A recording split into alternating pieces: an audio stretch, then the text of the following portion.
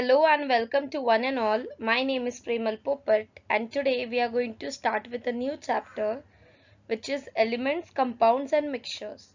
This is a topic from 7th standard science textbook and today we are going to study the module 1 of the chapter elements, compounds and mixtures, and in this module we will be studying about matter and classification of matter. So let's proceed with the topic.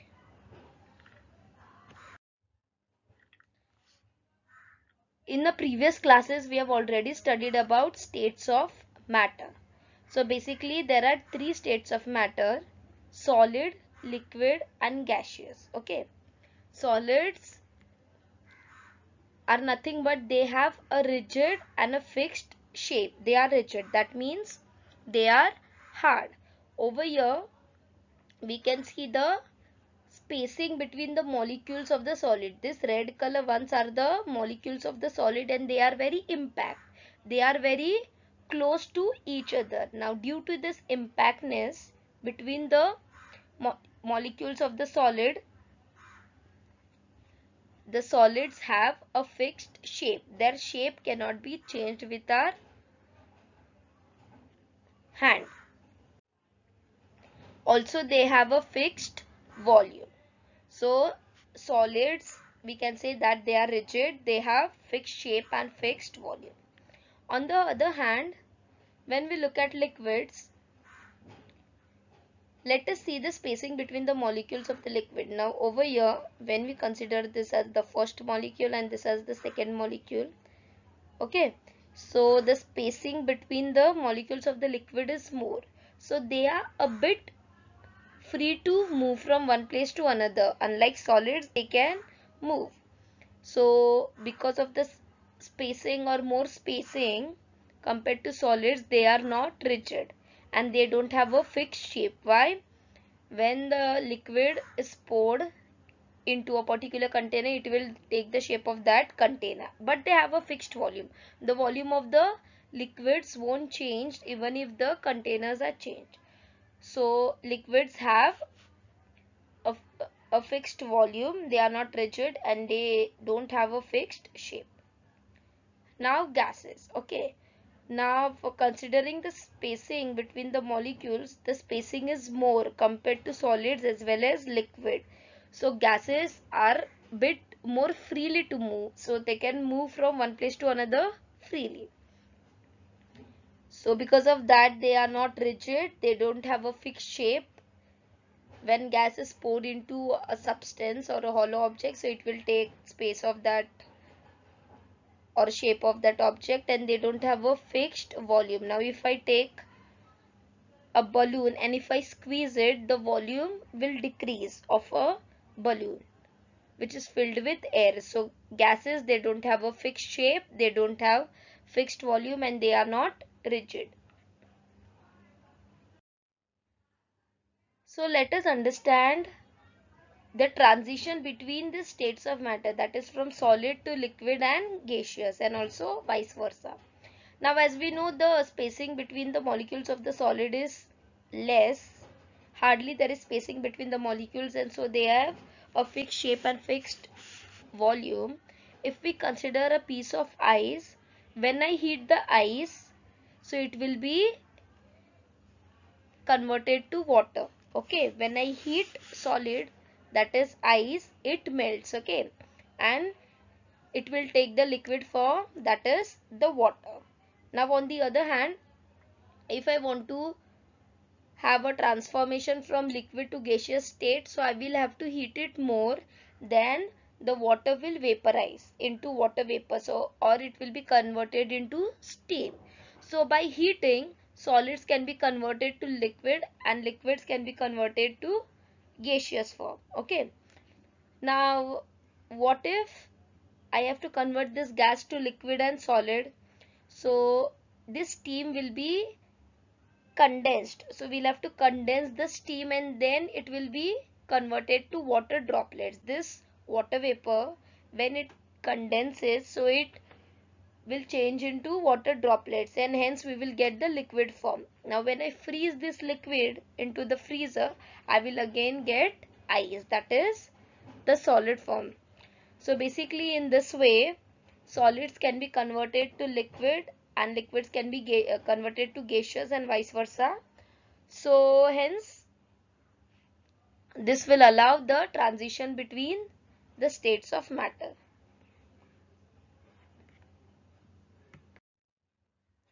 So what are objects? Now around us right now we can see so many objects. Okay, so many non-living objects. Okay, now these objects are made up of certain substance. For instance, on the screen we can see so many objects. We can see cake, we can see ice cream, slippers, toys, glares, and other so many objects. Okay, now these objects are made up of a particular substance, right? For example, if I take this chappals or slippers, these slippers are made up of rubber or plastic, right? So it is made up of certain substance. For example, this glass, so the spectacles they are, or the goggles, they are made up of glass or plastic. Okay, depending upon the type of substance used to make objects, or made up of flour, chocolates and so on. So all the objects around us are made up of certain substance. Okay, also object is made up of matter. So that means all these objects, they are also made up of matter. So what we can say, matter is nothing but a substance. Okay, we can see so many examples. So these are nothing but matters. Also what we can see around us is nothing but matter or substance, and these objects are made up of matter or substance. So how can we define matter? Matter is nothing that is anything that has mass and occupies space. Now for example, if we take example of a chair, so the chair, maybe it is wooden or a plastic chair, so it has mass and it can occupy space. Okay, so basically this chair is having mass and it is occupying space. For example, solids over here, so these are the molecules of solids, so they are having mass and they are occupying space. Similarly, the liquids and gaseous states also, they have mass and they are occupying space. So matter is anything that has mass and it occupies space. So let us understand the properties of matter. Okay, now over here three states of matter are solids, liquids and gases. In the first slide we have already studied about the properties. So for example, solids. Okay, now solids, these all are examples of solid. For example, table, pencil, skateboard and so on. So if I divide this table into two parts, so the properties of this table will remain same, right? For example, the color, the thickness. Okay, so now even if I divide the solids into small pieces, the color will remain the same. So that means the properties will remain same even after dividing it into many liquids. Now this drink is orange in color. Now if I divide this drink into 4 to 5 glasses, the color of this drink will remain same, right? Compare, same goes with the gases. So the properties of all these three states of matter will remain same even after dividing.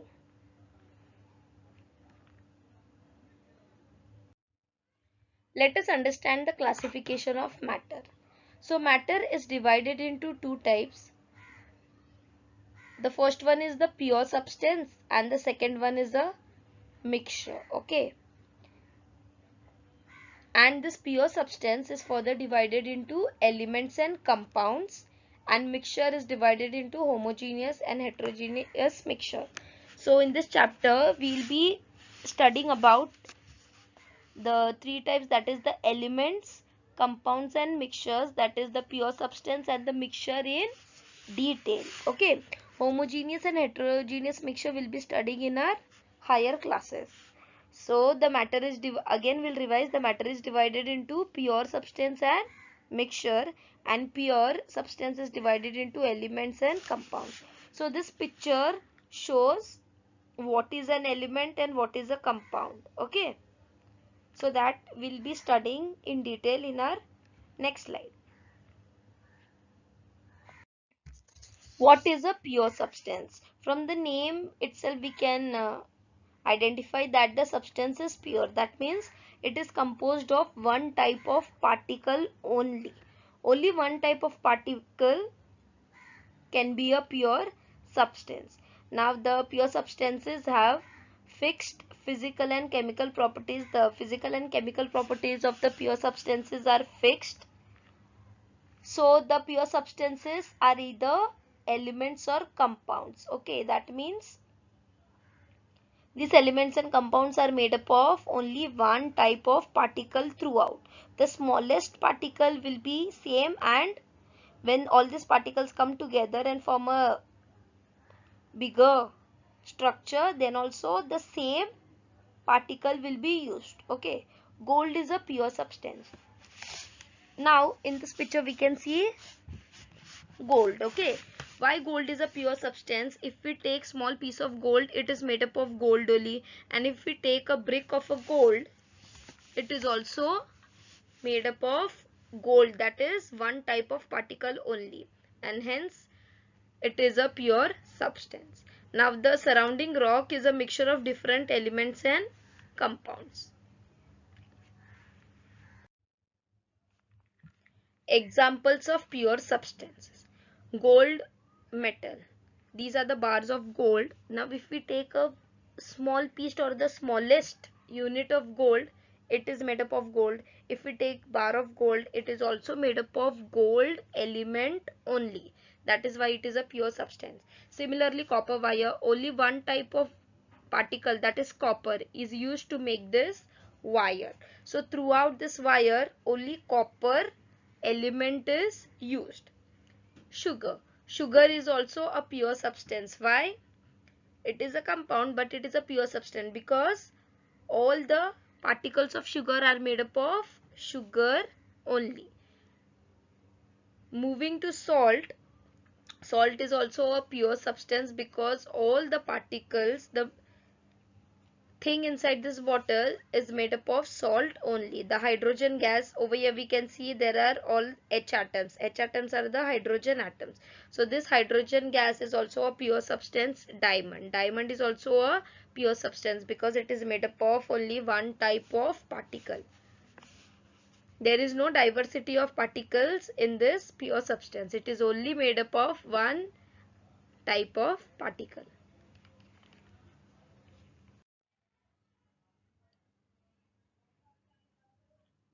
What are elements? Let us understand in detail about elements. Element is a pure substance. We have already seen in the previous slide that element is a pure substance. Why? Because it is made up of only one type of particle.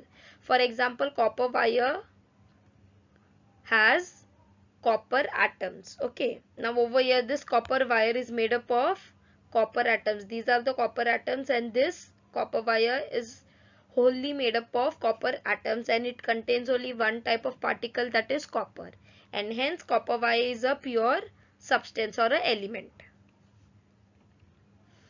Now it can't be separated into simpler substances by chemical or physical means. We have seen that the pure substance has fixed physical and chemical properties, so it cannot be separated into simpler substances by any of the physical or chemical means. So this is the second property of element.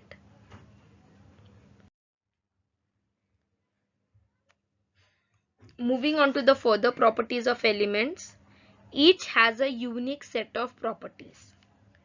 For example, it can be called as a characteristic property or can be physical or chemical. Now there are many elements found in nature, right?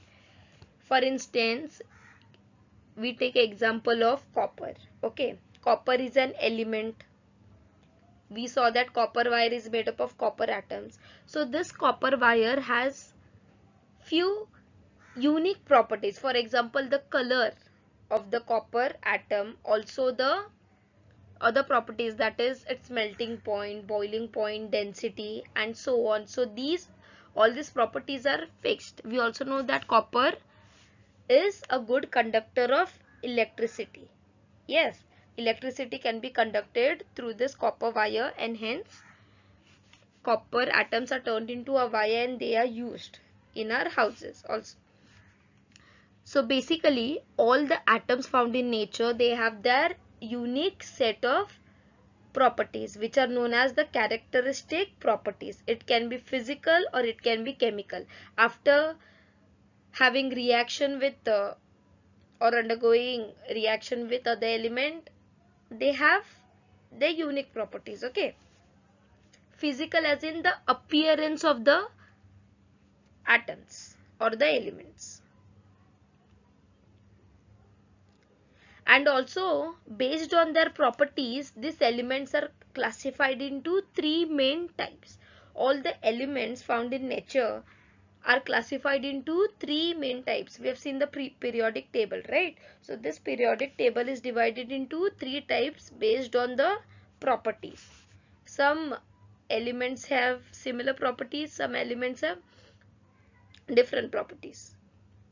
So based on the properties, elements are divided into metals, non-metals, and metalloids. Okay, so in this chapter we are going to deal with metals and non-metals. Metalloids will be studying in our higher standards.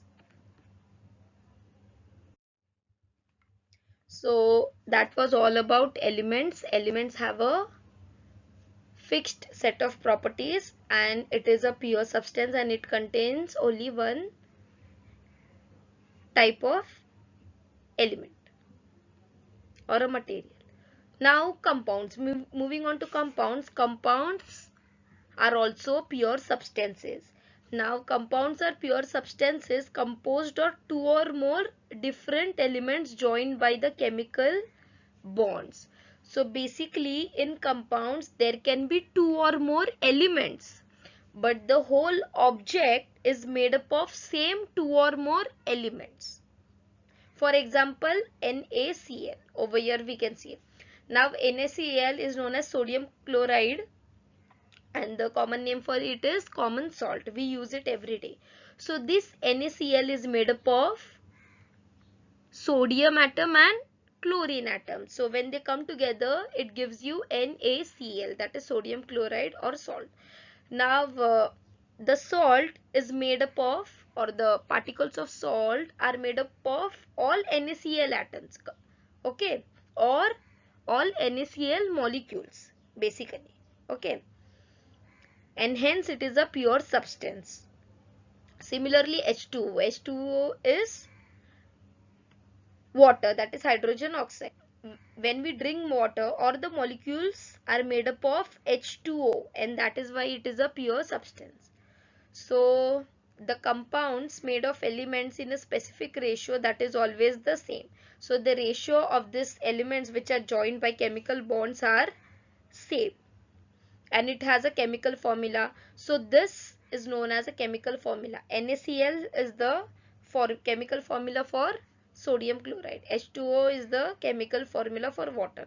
So these are the chemical formula and can only be separated by chemical means and not physically. So if I want to separate Na from Cl, Na from the whole NaCl, so it can be separated by chemical means. Physically we can't separate molecules. So compounds are the pure substances composed of two or more different elements which are joined by chemical bonds.